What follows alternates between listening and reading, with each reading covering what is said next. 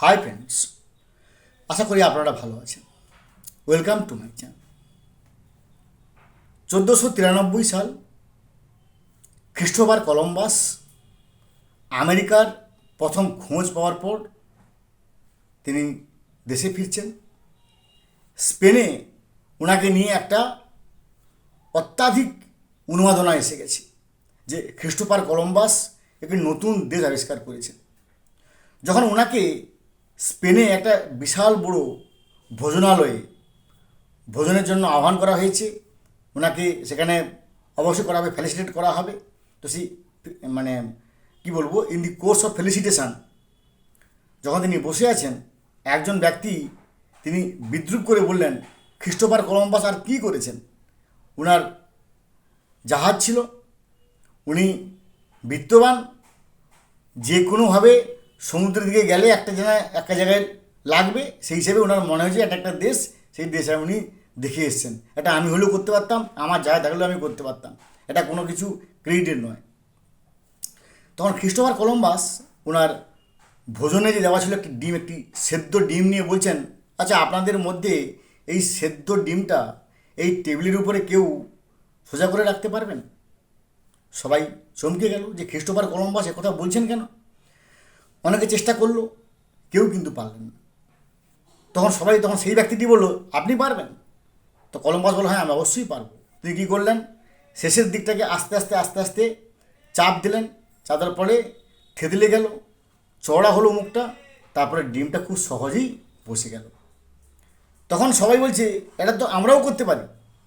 তখন খ্রিস্টোফার কলম্বাস বলছেন যে হ্যাঁ, আমি দেখিয়ে দেওয়ার পরে আপনারা বলছেন যে আপনি এটা করতে পারেন, তার আগে কিন্তু আপনাদের কারোর মধ্যে এই জ্ঞান ছিল না যে ডিমটাকে সোজাভাবে টেবিলে বসানো যায় কি না। এটা আমার গল্প না, এটা 1493 সালে খ্রিস্টোফার কলম্বাসের গল্প। মনে হবে ভাই টেট মামলাতে আমি কথা বলছি কেন না, এখানে খ্রিস্টোফার কলম্বাস হচ্ছেন তামিলনাড়ুর মুখ্যমন্ত্রী, যে জানেন বিজয়। তিনি বিজয়ের মতো কাজ করেছেন। আমাদের দেশে কবে সেই ছেলে হবে, কথায় না বড় হয়ে কাজে বড় হবে। তিনি কিন্তু হ্যাং করেঙ্গা ত্যাং করেঙ্গা এসব কথা বলেননি। তিনি তার রাজ্যের 3,28,701 শিক্ষক শিক্ষিকা নিয়ে চিন্তিত। আমাদের রাজ্যে কী হচ্ছে আমরা জানি, আগেও আমাদের কী হয়েছিল আমরা জানি, এখনও কী হচ্ছে আমরা জানি। কিন্তু তিনি যবে থেকে মুখ্যমন্ত্রী হয়েছেন তবে থেকে ওনার মাথায় কিন্তু ঘুরে বেড়াচ্ছিল যে 3,28,701 শিক্ষক শিক্ষিকা আমার রাজ্যে আছেন, এবং 67,000 আরও শিক্ষক শিক্ষিকা যারা on the verge of retirement, 54+ তাদেরকে বাঁচানো হচ্ছে আমার সাংবিধানিক কর্তব্য। তার জন্য তিনি 25শে অগাস্ট বিধানসভাতে একটা বিল নিয়ে এলেন। বিল আমি বলবো না, এটাকে আমি ভয়েস নোট বলবো, কারণ বিধানসভাতে দুভাবে প্রসিডিংস হয়, একটা হচ্ছে বিল প্রসিডিংস, একটা ভয়েস নোট প্রসিডিংস, যাকে আমরা বলি রেজলিউশন প্রসিডিংস। তো তিনি কী করলেন, একটা রেজলিউশন ভয়েস নোট প্রসিডিংস নিয়ে এলেন, যেখানে এই 3,28,701 শিক্ষক শিক্ষিকাকে নিষ্কৃতি দেওয়ার জন্য। এবং তিনি তার রাজ্যেও কিন্তু রাজনৈতিক কম টানা পড়েননি। সেখানে ডিএমকে আছে, এআইএডিএমকে আছে, সিপিআই আছে, সিপিআইএম আছে, পিএমকে আছে, কংগ্রেস আছে, বিজেপি আছে, এবং আরও অনেক নির্দল পার্টি আছে। ছোটোখাটো লেন্সে দেখা যায়, লেন্সে দেখা যায় না এমন পার্টি আছে। তারা কারো হয়তো একটি এমএলএ আছে, কারো নির্দল থেকে এমএলএ আছে।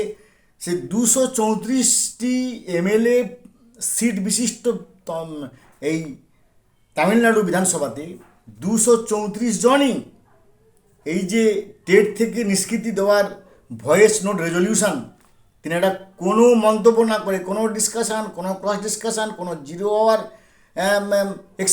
এক্সপ্লানেশান না করেই 234 জন এমএলএ তারা এক বাক্যে যে আমাদের রাজ্যের 3,28,701 শিক্ষক শিক্ষিকা এবং 67,000 on the verge of retirement, ওদেরকে সুরক্ষা হচ্ছে আমাদের দেওয়া কর্তব্য, এবং সেটাকে পাঠিয়ে দেওয়া হচ্ছে সেন্ট্রাল গভর্নমেন্টের কাছে।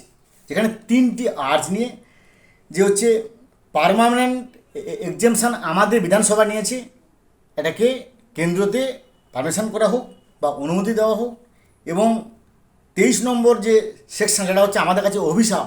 এই 2009 সালের যে রাইট টু এডুকেশনের যে 23 নম্বর ধারা, এটা হচ্ছে আমাদের কাছে একটা অভিশাপ। তদানীন্তনকালের কংগ্রেস সরকার আমাদের শিক্ষকদের কফিনে পেরেক পুঁতে গেছেন।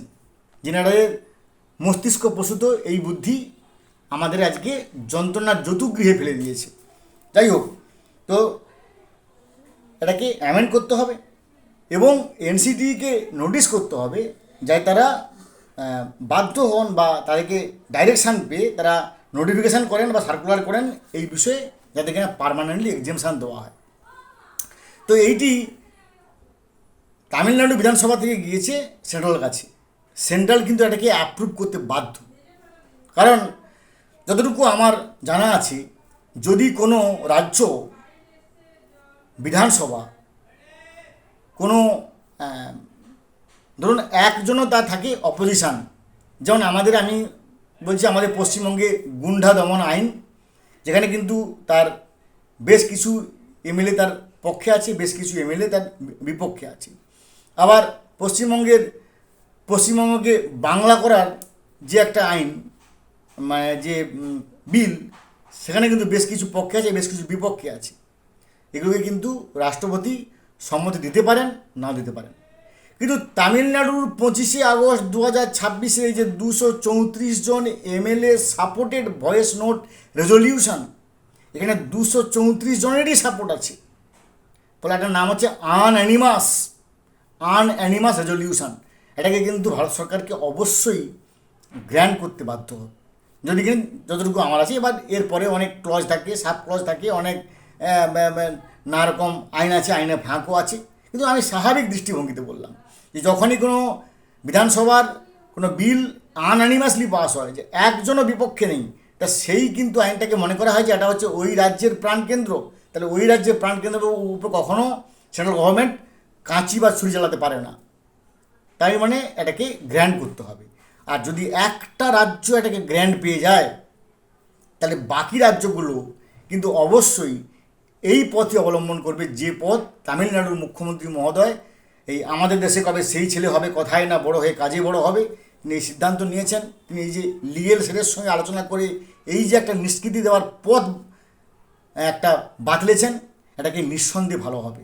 এবং আবারও বলছি যে এখানে আমি তামিলনাড়ুর মুখ্যমন্ত্রীকে অবশ্যই বলবো ক্রিস্টোফার কলম্বাস, এবং যদি উনি সফল হন, তাহলে ওই ক্রিস্টোফার কলম্বাসকে ভারতবর্ষের 28টা রাজ্য প্লাস 7টা 35টার মধ্যে তামিলনাড়ু বাদ দেওয়ার 34টা রাজ্য বা ইউনিয়ন টেরিটরি ওই কলম্বাসকে ফলো করবেন, যেভাবে কলম্বাসকে 1493 সালে কলম্বাসকে ফলো করা হয়েছিল। ভালো থাকুন। যদি কোনো প্রশ্ন থাকে প্রশ্ন করুন, আমি অবশ্যই উত্তর দেওয়ার চেষ্টা করব। Have a good day, thanks.